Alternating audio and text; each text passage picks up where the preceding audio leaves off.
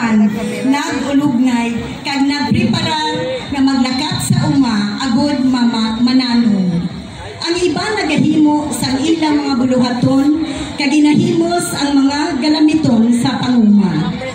Pero sa nag-abot ang dilubyo sang El Nino, nagdangat gid sang kakulangan sa ulan kag amat-amat nga nagkalamatay ang mga pananom sa ila kaumahan. Damo sa ila ang nagkahadlo kag nagsala tungod sa kakulangan sang tubig sa ila lugar. Pero nagtuo sila nga ang Ginoo magabulig sa ila. Nagpangamuyo sila nga mahatagan sang grasya kag ulan para sa uma. Sa tunga sa mga pagsulay, nagsalig sila sa Dios kay naglaom nga makabawi sila sa malain nga sitwasyon. Ang ila pagkamatinumanon kag pagtuo sa Ginoo, ilabi na gid sa Santa Teresita, nagdala sang paglaom kag pagbago sa ila kabuhi. Ladies and gentlemen, Barangay New Iloilo. Talang dira sa bawal di ka maglakat. Wa o kita karon sa tawo. Dira talang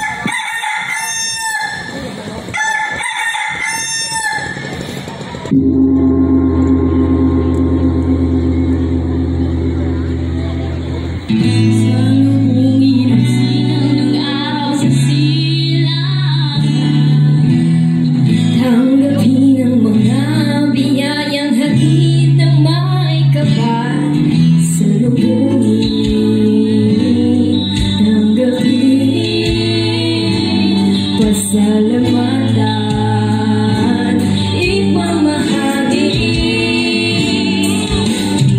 sa lubungin na sinag ng araw sa silangan. Tanggapin ang mga biyayang hatid na may kapal sa lubungin. Tanggapin pasalamatan,